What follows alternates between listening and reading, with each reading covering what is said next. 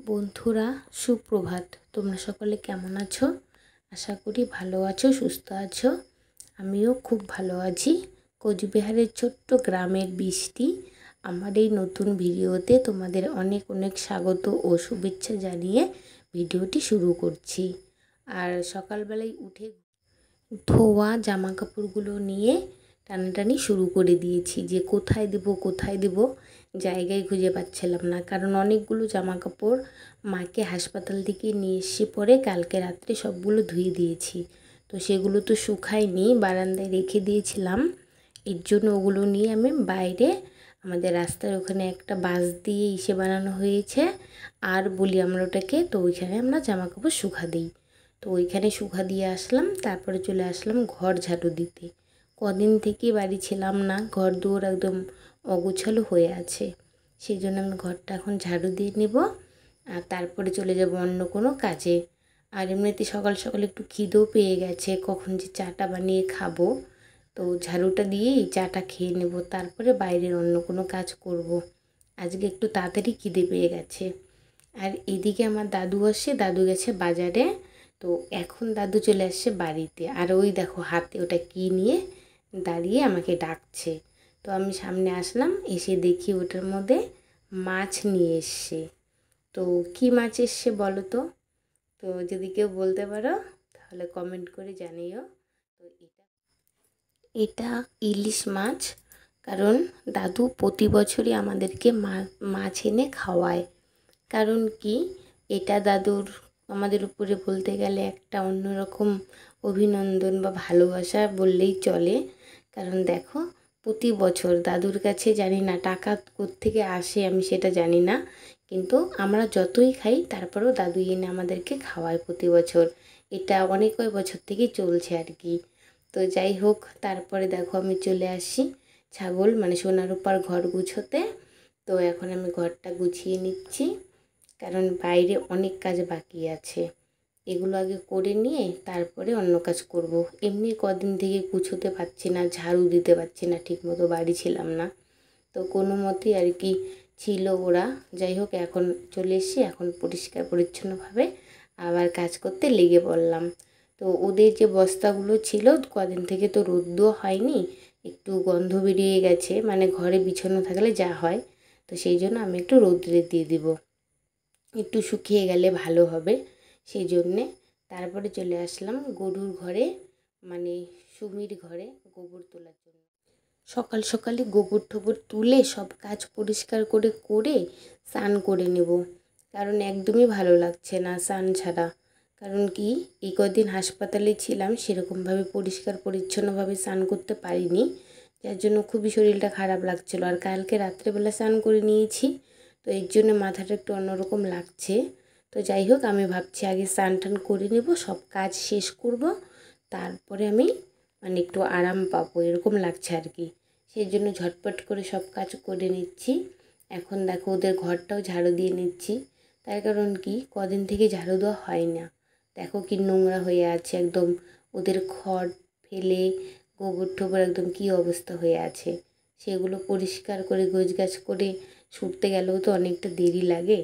তো ওইভাবে আমি সব কাজ করে নিলাম, তারপর চলে আসলাম ওই যে গাই দোয়ানোর জন্য, মানে ঘুষ আসবে দুধ নিতে। সেই জন্য আমি চলে আসছি। মার তো শরীরটা বেশি ভালো না, মা তো এত কিছু পারবে না, তো মাকে আমি ডাকিনি। যাই হোক, আমি নিজেই চেষ্টা করছি যতটুকু পারি দুয়ে দেওয়ার জন্য। তারপরে এই যে দেখো বাছুর ছেড়ে দিয়েছি, গরুর পাটা বেঁধে নিলাম। কারণ কি, ও লাথি মারে, একটু শয়তান টাইপের। তো যাই হোক, বদমাস আছে প্রচুর, সেই জন্য বেঁধে নিয়েছি যাতে লাথি মারলে দুধটা না পড়ে যায় বালতির। আর ওই দেখো ওর বাছুরকে দিয়ে খাওয়াচ্ছি, তারপরে আমি ওকে সরিয়ে দেবো, দিয়ে উপরে বেঁধে দেবো। আর দেখো কি সুন্দরভাবে খাচ্ছে, ওকে মানে আমি সরাতেই পারছি না টেনে টেনে। ও পারে তো মানে কি বলবো, ওর মাকেই মানে উল্টে ফেলে দেয়, এরকম করে। আর ওর না খুব শক্তি বাছুরটার, আমি ওর সাথে সত্যি কথা বলতে কি পারি না, খুবই অসুবিধা হয় ওকে সরানোর। তো যাই হোক, তাও করি যেহেতু, মানে ওদের তো আমি যত্ন জোগাড় করি, এই জন্যই মানে তবু চেষ্টা করে হয়ে যায়। আর এই যে দেখো টেনে সরাতেই পারছে না, ও চলে যাচ্ছে একদম টেনে নিয়ে আমাকে ওর মার দুধ খেতে। তো যাই হোক, টেনে টুনে নিয়ে আসলাম, বেঁধে দিয়েছি ওই চারিদিকে। মা এসে হাজির দুধ দোয়ানোর জন্য। তো আমি বললাম যে আমি দোয়াই। তো মা বলছে না আমি দুয়ে দিই, তুই তো অনেক কাজ করছিস, এমনিতে গরম প্রচুর, একদম ঘেমে ঠেমে শেষ হয়ে গেছি। সেই জন্য ওই যে দেখো মা দুয়ে দিচ্ছে। আর মার মতো না আমি এতটা দোয়াতে পারি না, কারণ কি এত ভালো দুধ বের হয় না আমার কাছে। আস্তে আস্তে দোয়াই তো, কারণ আমি তো সবসময় দোয়াই না। যখন মা থাকে না, অসুবিধা থাকে বাড়িতে, তখনই আমি দোয়াই। আর মা যখন থাকে আমি তখন দোয়াই না, মাই দোয়ায়। আর মা যা মানে ভালো করে দোয়ায়, কি সুন্দর দেখতে ইচ্ছে করে। তো যাই হোক, তবু আমি যতটুকু পারি মোটামুটি মানে চলে যায়, কোনো দরকারে কিছুতে মানে কাজে লেগে যায় এইটুকুই। যাই হোক, আর তারপর আমি চলে আসলাম ওদেরকে জল খাওয়ানোর জন্য। ওই দেখো জল খাচ্ছে আর কি ফেলে দিয়েই সব শেষ করে দিচ্ছে। কুড়ো আটা দিলাম, তারপরে এদিকে কত কি দিচ্ছি দেখো, তারপরে ফেলে দিচ্ছে। মানে কি বলবো, ওদের যত ভালো করে খাওয়াই না ওদের ততই সে হয়ে গেছে। তো যাই হোক, আমি তারপরে যে বেশি বেশি করে আটা দিয়ে চলে আসলাম, যে কখন খায় খাক। তারপরে তো এসে আবার ভাবলাম যে না, এখন ওদেরকে খড়টা দিয়ে যাই। সকাল থেকে খড় দিইনি, যা ছিল তাই খেয়েছিল সামনে, এর জন্য ভাবলাম খড় দিয়ে যাই, এটা খেয়ে জল যা থাকে খেয়ে নেবে। তো আমি তারপর চলে আসলাম মার এইখানে। এসে দেখছি দাদু যে মাছটা এনেছে, ইলিশ মাছটা, সেটা মা আর অর্পিতা দুজনে মিলে ছুলে নিচ্ছে আঁশগুলো। আর দাদু দেখো দেখিয়ে দিচ্ছে মাকে মাছগুলো যে এমন এমন। তো যাই হোক, তারপরে কোনটা কাটবে সেটা বলল, তারপরে মা ওইটাই আগে কাটলো। আর আমি মাছ অত ভালো কাটতে পারি না, মা সব থেকে বেশি ভালো কাটে, সেই জন্য মাই কেটে নিল। আর কি সুন্দর করে মাছগুলো দেখো পিচ পিচ করে নেবে। আর ওইদিকে দেখো পিছনে রূপা দাঁড়িয়ে আছে, ও কী করলো, ওই যে ঘাসের ঝুড়িটা ফেলে দিয়ে দুজনে মিলে ওইখানটায় শুয়ে আছে একজন, দাঁড়িয়ে আছে একজন। এত অত্যাচার করে কি বলবো জানো, এত কষ্ট করে ঘাসগুলো কেটে আনি রৌদ্রের মধ্যে, তবুও মানে এমন নষ্ট করে খায়। তো যাই হোক, ওদিকে আর কি বলবো, ওরা তো ওরকমই। তারপরে তো মার মাছ কাটা শুরু হয়ে গেছে, কি সুন্দর করে কেটে নিচ্ছে। আর এমনিতে আমাদের বটির দাটাতে না একটু ধার কম আছে, সেই জন্য অত ভালো কাটতে চাচ্ছে না, আস্তে আস্তে কাটছে। আর মার শরীরটাও অত ভালো না, বেশি জোরেও কাজ করতে পারে না। আর যাই হোক, যেটুকু করছি এটুকুই অনেক। আজকে হয়তো দাদু যদি মাছ নিয়ে না আসতো, তাহলে তো মাকে এটুকু কাজ করতেই হতো না, বা করতে দিতামও না। এখন আমরা পারি না কেউ কাটতে এইভাবে, সেই জন্যই মা বাধ্য হয়ে কেটে দিচ্ছে। আর মার হাতের রান্না খাওয়ার জন্যই কিন্তু দাদু ইলিশ মাছটা প্রতি বছরই আমাদের বাড়িতে নিয়ে আসে। তো এর জন্য মা রান্না করে খাওয়ায়, আমার মা কিন্তু খুব ভালো রান্না করে। তো এর জন্য নিয়ে আসে যে মেয়ের হাতের রান্না খাবে বলে। তো মার শরীরটা খারাপ বলে মা বলেছিল যে আজকে আনতে হবে না বাবা, অন্য সময় এনো। তো যাই হোক, দাদু বললো যে না, আবার কবে না কবে আসবো, এটা ভেবে নিয়ে আসছে। আর আমি এদিকে লেগে পড়েছি দাদুর কাপড় মানে লুঙ্গি, এটাকে কি বলে, ধুতি বলে হয়তো।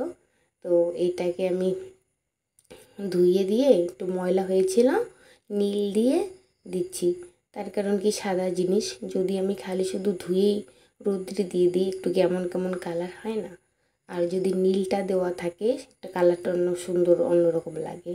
সেই জন্য নীল দিয়ে এগুলোকে মেলে দিচ্ছি, কারণ রৌদ্র তো প্রচুর উঠেছে, শুকিয়ে যাবে। আর মা ওদিকে রান্না করছে, কারণ দাদু মার হাতে রান্নাই খেতে পছন্দ করে। সেই জন্য বাকি কিছু জিনিসপত্র কাটাকাটি ওগুলো অর্পিতার সঙ্গে সঙ্গে করে দিচ্ছে, আর মা বসে বসে একটুখানি রান্না করছে। আর তারপরে রান্না হয়ে গেছে, এই যে দেখো আমি এসছি রান্নাঘরে, দেখো কি সুন্দর মাছ তরকারি থালাতে গামলাতে ভাগ ভাগ করে রেখে দিয়েছে কি সুন্দর করে। আর ফিটফাট অবস্থা, আমাদের কিন্তু মাটির রান্নাঘর, তবু কিন্তু মা পরিষ্কার করে রাখে সব সময়। তারপরে আমি দেখো চলে আসছি এই বাসনপত্র মাজতে, ঠাকুরের বাসনপত্র এগুলো মেজে আমি চলে যাব দাদু বাড়িতে, ওই দাদুকে ঠাকুমাকে তরকারি দেওয়ার জন্য। আর ওই বোড়া বানিয়েছে, শাপলা ফুলের বোড়া, ওই বোড়াগুলো দিতে যাব, কারণ দাদু ওগুলো খেতে খুব ভালোবাসে, বাড়ির দাদু। তো ওই দাদুকে দিতে যাব। আর এদিকে বাসনগুলো মেজে নিচ্ছি, কদিন থেকে পুজো দেওয়া হয় না, সেই জন্য দেখো একটু কেমন হয়ে আছে, এই জন্য একটু মানে ভালো করে মেজে নিলাম। মেজে পুজো দেওয়া হয়ে গেছে, তারপরে বসে গেছে খেতে মা আর আমি। তো সবাই ওরা খেয়ে নিয়েছে, আমি ওই কাজগুলো করে আস্তে আস্তে আমার একটু লেট হয়ে গেল। দাদুও খেয়ে নিয়েছে, দাদুকে সবার আগেই খেতে দিয়ে দিয়েছে ওর পিতা। তারপরে এই যে আমি খেয়ে দিয়ে সমস্ত কাজ করে এখন দেখো চলে আসলাম টিউশনি করাতে। তো রাস্তাতে আছি, টিউশনি করাতে যাচ্ছি। আর এমনিতে যা গরম, আমার আজকে ইচ্ছেই করছিল না যে পড়াতে যাই, তবুও গেলাম। তো ওইখান থেকে এসে এই যে সবাই মিলে বসে গেছি বাড়িতে চা খাওয়ার জন্য। মা, অর্পিতা, দাদু, আমি এই সবাই মিলে বসে গেছি। চা, দাদু পকোড়া এনেছে বাজার থেকে, পকোড়া দিয়ে আর চানা দিয়ে। আর এই যে দেখো সোনা রূপা কী করছে, ওরা সবসময় আমার পিছন পিছন গুড় গুড় করবে। এখানে দেখেছে কিছু খাচ্ছি চলে এসে। আর এগুলো কি বলো তো, আঙ্গুর দাদু এনেছিল, মার জন্য খাওয়াই হয়নি।